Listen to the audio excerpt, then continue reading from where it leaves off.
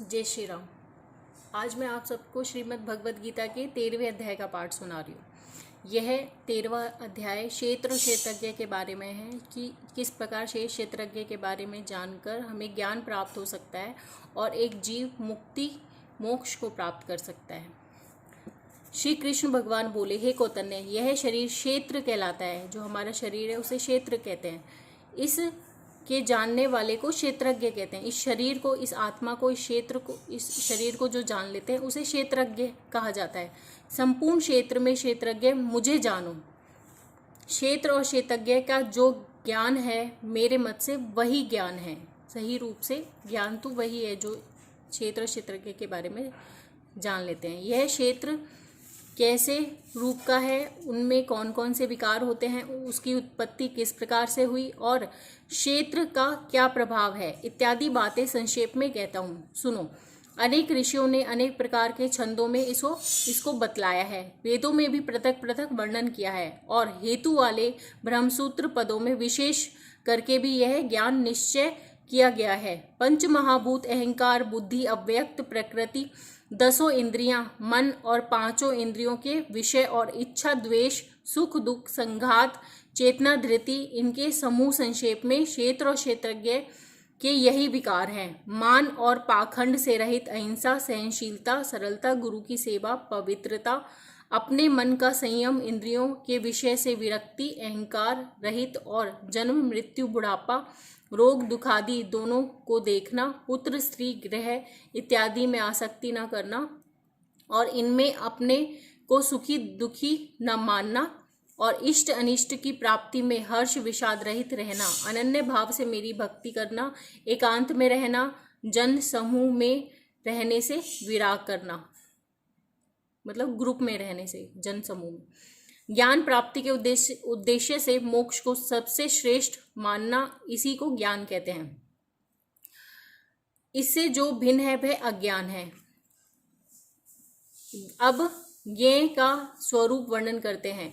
जिसको जानकर मनुष्य को मोक्ष प्राप्त होता है वह आदि रहित, बड़े से बड़ा, अकथनीय होने से ना तो सत्य भी कहा जाता है और ना ही असत्य ही कहा जाता है। सब उसके हाथ और चरण हैं, सब और नेत्र, सिर और मुख हैं, सब और कान, वह सब इंद्रियों के गुणों का प्रकाश है।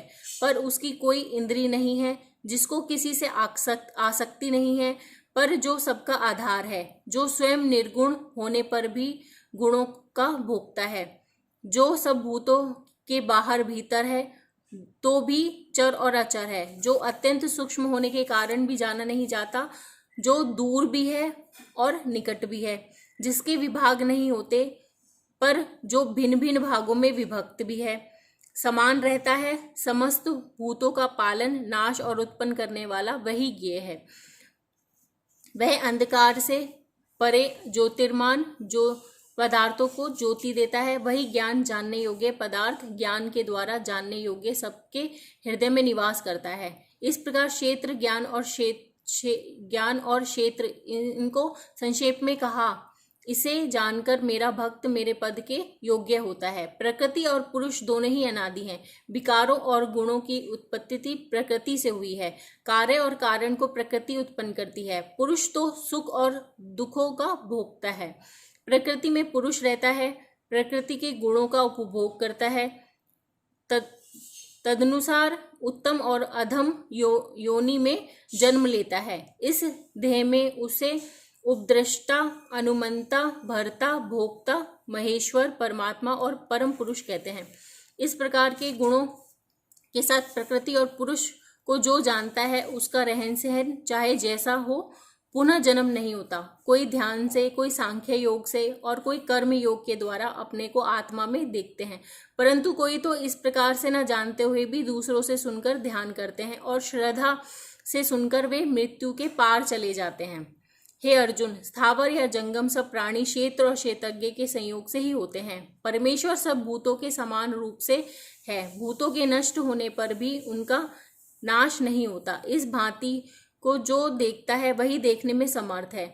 सब में समान रूप से स्थित परमेश्वर को देखता हुआ जो अपनी आत्मा का नाश नहीं करता, वह उत्तम गति को प्राप्त करता है। जो यह देखता है कि प्रकृति के द्वारा सब कर्म होते हैं और आत्मा को अकर्ता मानता है, वह वास्तव में वही मानो देवता है। जब वह भिन्न भिन्न भूतों को परमेश्वर के बीच एक रूप देखता है और उसी से उनका विस्तार देखता है, तब वह ब्रह्म को प्राप्त होता है। हे कौतन्य, अनादि और निर्गुण होने से परमेश्वर अव्यय है। शरीर में रहता हुआ भी वह कुछ नहीं करता, ना उसमें लिप्त होता है। जैसे आकाश सर्वत्र व्याप्त होने पर भी किसी से मिलता नहीं है, उसी भांति देह में सर्वत्र व्याप्त यह आत्मा भी इसमें लिप्त नहीं होती। हे अर्जुन, जैसे एक ही सूर्य सारे लोक को प्रकाशवान करता है, वैसे ही क्षेत्रज्ञ सारे क्षेत्र को प्रकाशवान करता है।